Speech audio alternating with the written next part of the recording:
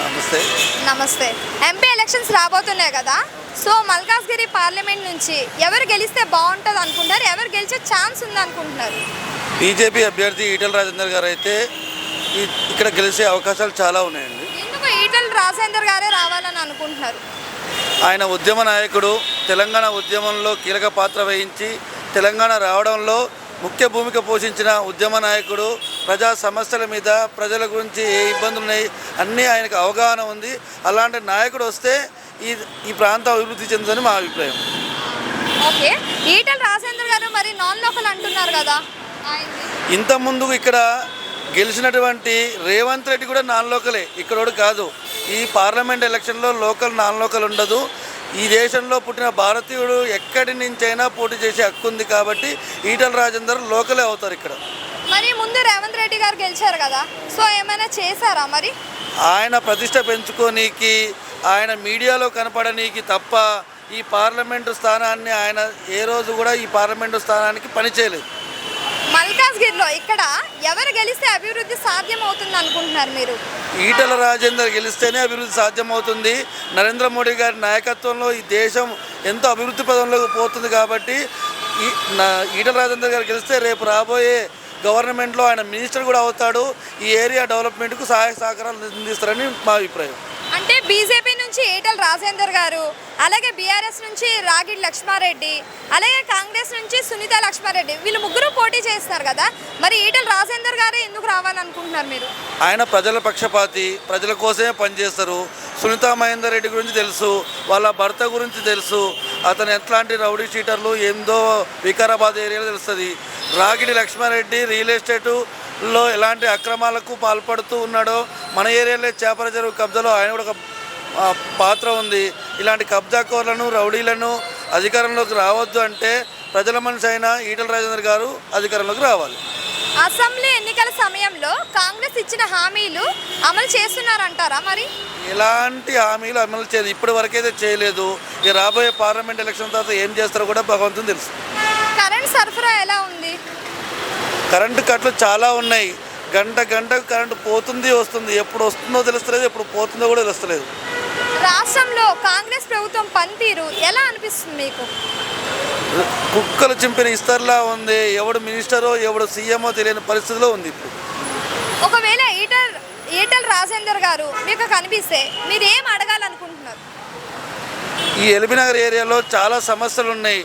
Traffic సమస్యలు కానీ, drainage సమస్యలు కానీ, ముంపు ప్రాంతాల సమస్యలు ఉన్నాయి. కానీ ఆ సమస్యల మీద ఫోకస్ చేసి అవి పరిష్కారానికి చూపవలసిందిగా కోరుతున్నాను.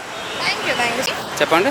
ఓకే, ఎంపీ ఎలక్షన్స్ రాబోతున్నాయి కదా, సో మల్కాజ్గిరి పార్లమెంట్ నుంచి ఎవరు గెలిచే ఛాన్స్ ఉందనుకుంటున్నారు? మల్కాజ్గిరి నుంచి ఈటెల రాజేందర్ గెలవచ్చు 100% అనుకుంటున్నాను. ఎందుకు ఈటెల రాజేందర్ గారే గెలవాలనుకుంటున్నారు? అంటే ఆయన కొంత ఫస్ట్ నుంచి మంచిగా చేసింది కాబట్టి ఎక్కడ చేసిన మంచిగా ఉంటుందని గెలుస్తాడనే ఊపు ఉంది నాకైతే.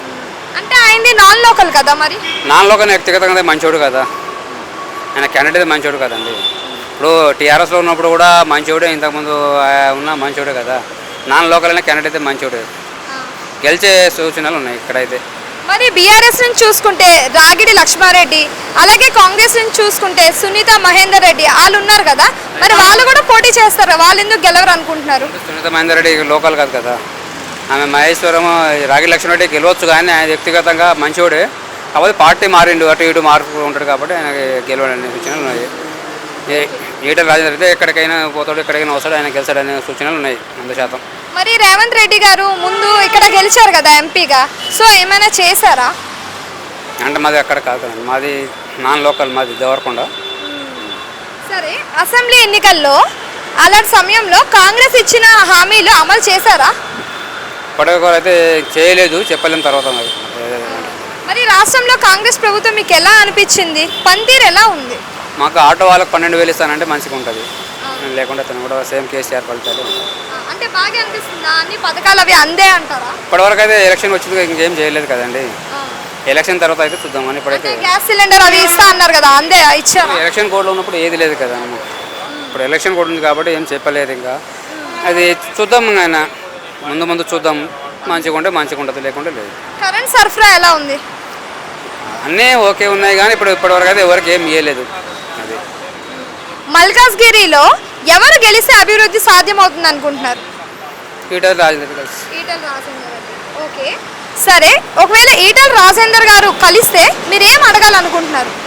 మాకు ఆటో వాళ్ళకి న్యాయం చేయాలని అనుకుంటున్నాను. ఆటో అంటే ఆటో వాళ్ళకి న్యాయం చేస్తే చాలా, ఇంకా మరి ఆటో వాళ్ళకి చేసినట్టే అందరికీ చేసినట్టే ఉంటుంది 100%. ఇప్పుడు మాకు సామాన్లు మేము బతకలేము కాబట్టి మాకు చేస్తే అందరికీ చేసినట్టే ఉంటుంది, సామాన్లు చేసినట్టే ఉంటుంది. సరే, మళ్ళీ మోడీ అధికారంలోకి వచ్చే అవకాశాలు కనిపిస్తున్నాయి కదా, సో మల్కాజ్గిరి ప్రజలకు లాభం జరగాలంటే ఏ పార్టీ ఓటు వేయాలని చెప్తారు? ఇప్పుడు మా మోడీ వల్ల ఇప్పటివరకు బాగానే ఉంది, మళ్ళీ మోడీ రావాలని అందరూ అనుకుంటున్నారు. అంటే బీజేపీకి అంటారా? బీజేపీ, మోడీ అంటే బీజేపీ కదండి, అదే అంటున్నారు. మళ్ళీ బీజేపీ బీజేపీ రావాలనుకుంటారు. అభివృద్ధి కావాలంటే బీజేపీ రావాలి. ఫైనల్ గా ఏమంటారు? బీజేపీ రావాలి, ఈటల గెలవాలి. ఈటల రాజేందరే గెలవాలి. Thank you so much. Hi అండి. హాయ్ అండి. ఎంపీ ఎలక్షన్స్ రాబోతున్నాయి కదా, సో మల్కాజ్గిరి పార్లమెంట్ నుంచి ఎవరు గెలవబోతున్నారు ఈసారి? గెలిచే ఛాన్స్ ఎవరికి కనిపిస్తుంది? ఈటల రాజేందర్ గారు. ఎందుకు బీజేపీ నుంచి ఈటల రాజేందర్ గారే వస్తారు? నరేంద్ర మోడీ.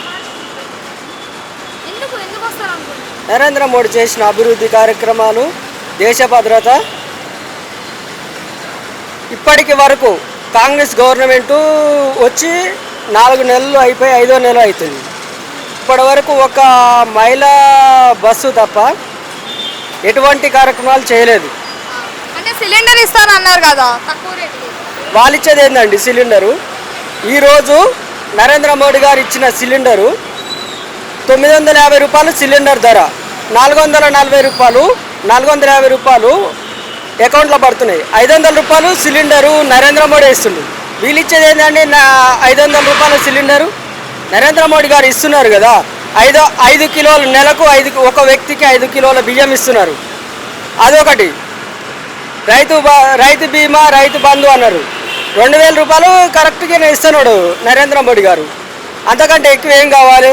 ఇప్పుడు వచ్చిన తెలంగాణ ప్రభుత్వం రేవంత్ రెడ్డి గారు వచ్చిన కాడి నుంచి ఇంతవరకు ఏం చేయలే ప్రజలకు.